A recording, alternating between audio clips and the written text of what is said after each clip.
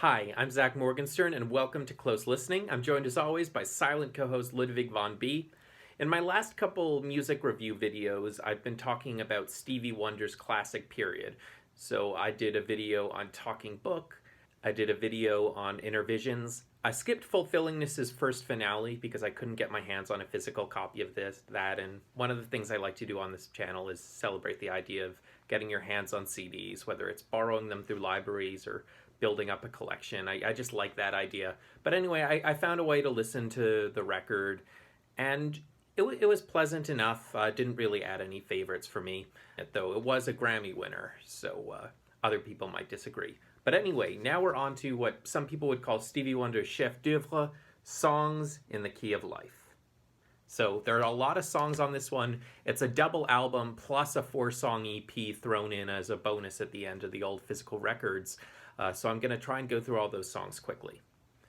So the album opens with a song called Love's in Need of Love Today, and I think of this as kind of an equivalent of the beginning of the Ziggy Stardust album, where David Bowie warns of the apocalypse in a song called 5 Years. Now this is kind of a soulful, campy version of that, but, in a musically solid way. It's not really talking about a literal apocalypse, but it's talking about the apocalypse of love. We aren't supporting each other enough, nice hippie vibes. It's a good song to start the album with. Next on the album comes Have a Talk with God. It's a synthy gospel song. He refers to God as the only free psychiatrist, so I suppose that's a way of, spreading his religious message, not just to the Christians, saying, hey, what I'm really talking about is liberation theology. You can get behind my message even if you're not in the faith. Next, you have a song called Village Ghetto Land, which is listenable, but it's experimental.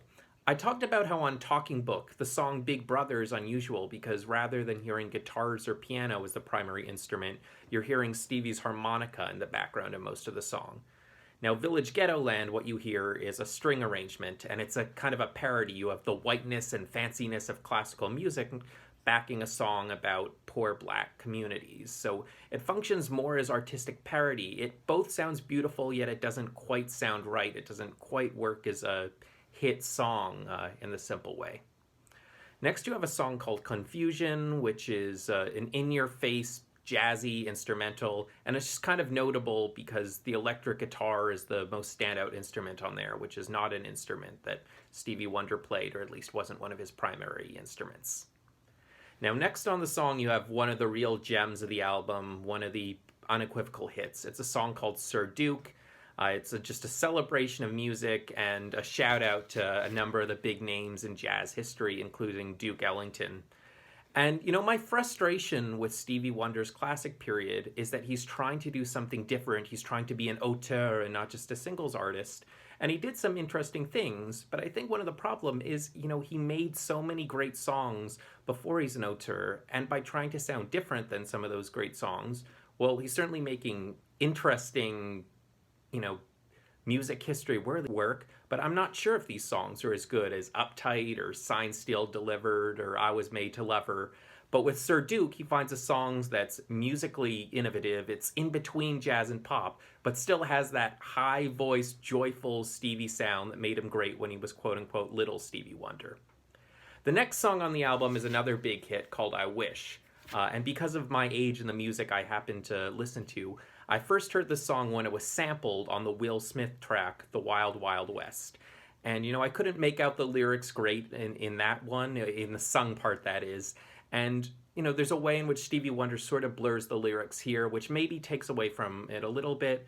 But it's a snazzy, distinct rhythm about the fact that Stevie Wonder grew up poor, but he can still feel nostalgia for childhood. It's not my favorite, but I can certainly hear why it's a hit.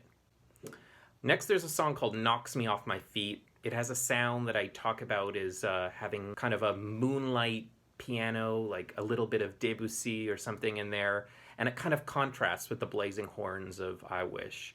And it just has lots of nice little musical touches. There's a minimal bit of horn adding accent. There's constant little changes in how the music sounds, echo on the vocal. It's a nice, change in mood from the snazzy I Wish to the moonlight knocks me off my feet. That said, I think if there's a weakness with the Songs in the Key of Light collection, it's that it's feels like it's disproportionately kind of mellow songs mixed in with some of the songs that are a bit too conceptual to be catchy. When I think of the albums that I like that are all-time acclaimed, I think most of the songs on them are upbeat or simple and are enough that even if they're very well written and distinct, there's still a poppy edge to them. Whereas I think in Stevie Wonder's pursuit of profoundness, he sometimes goes for slow and maybe a bit too sentimental. And his individual songs, they're pleasant and well made, but I think it takes some of the fire out of them when there are too many songs like that together. Anyway, we're about to get to another notable song on the album, and this one is called Pastime Paradise. And like I Wish, this is one I heard first being sampled in another song long before I realized it was a Stevie Wonder original. In fact, I just found out this was a Stevie Wonder original, and I heard the sampling years before, and I actually heard it completely backwards. Like a lot of white nerds, I knew the song Amish Paradise by Weird Al when I was about 13.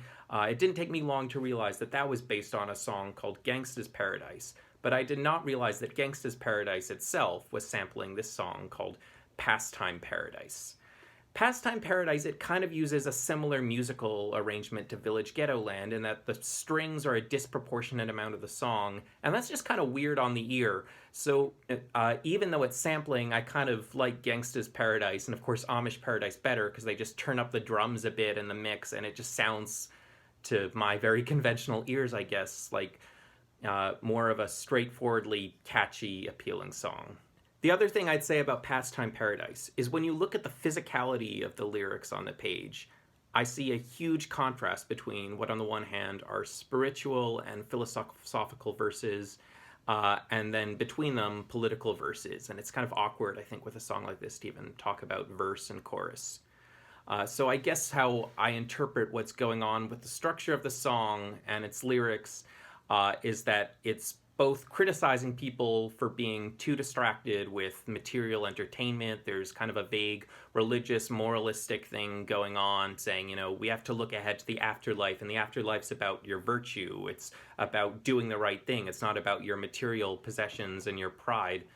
But the song, I think, with its overwhelming and vague list of problems in the world, is also acknowledging that it's really hard to live a virtuous life. So maybe we really have no choice but to pick the pastime paradise over the heavenly paradise.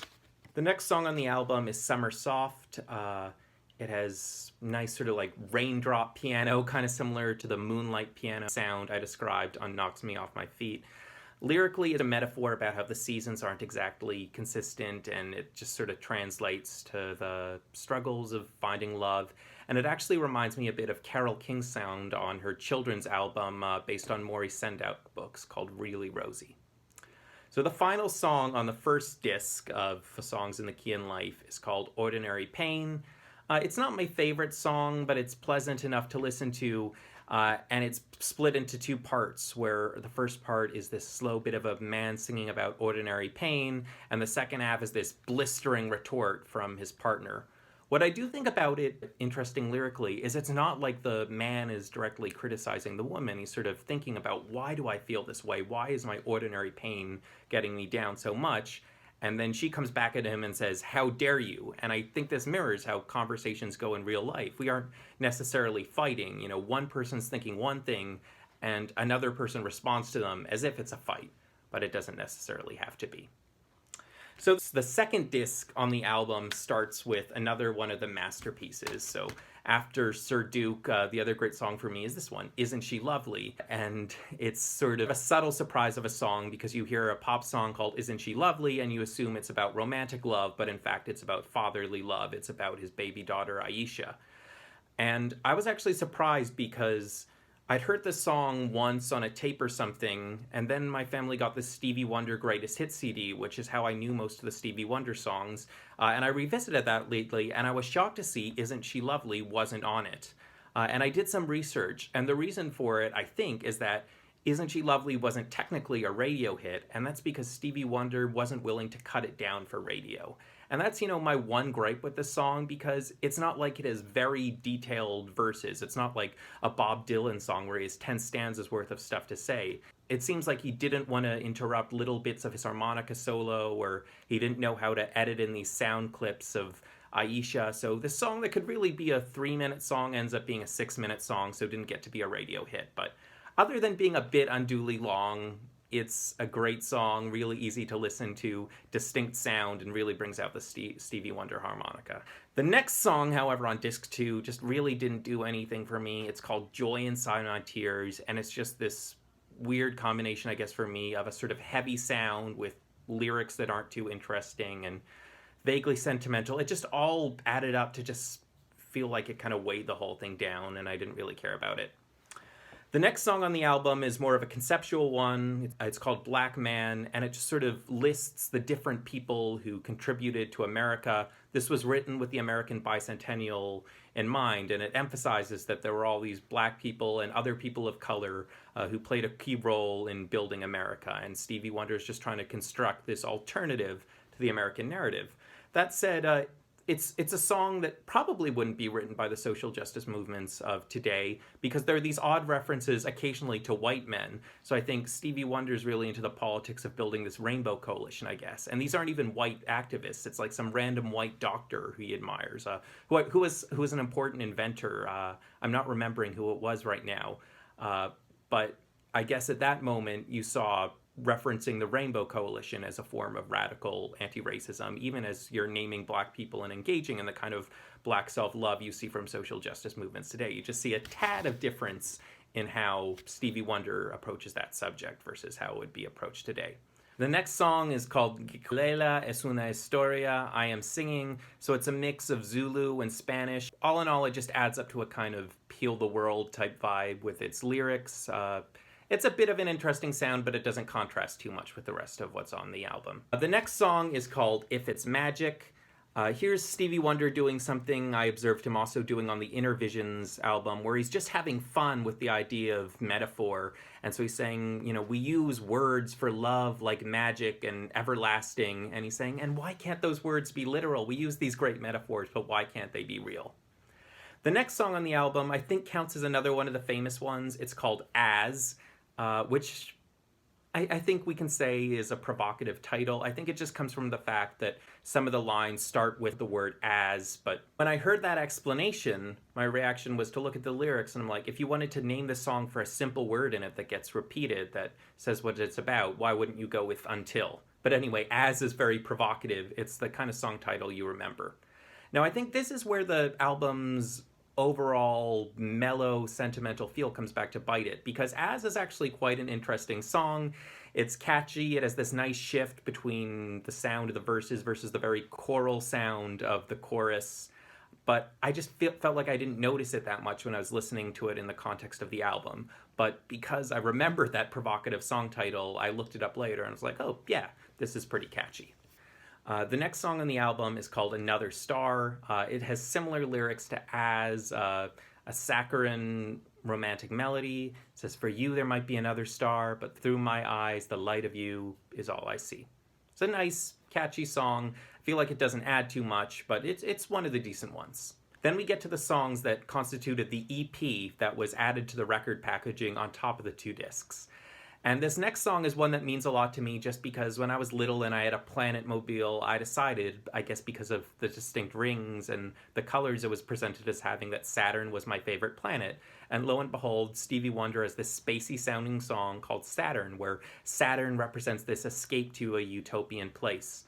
And Stevie Wonder has hinted at this idea in the past of he wants to leave behind America to hopefully build a better world for his children in Ghana. And he initially didn't do it, but now he's been talking about it again. I don't know if it's more serious this time, but it seems to have been in the news. Anyway, Saturn's one of the good ones.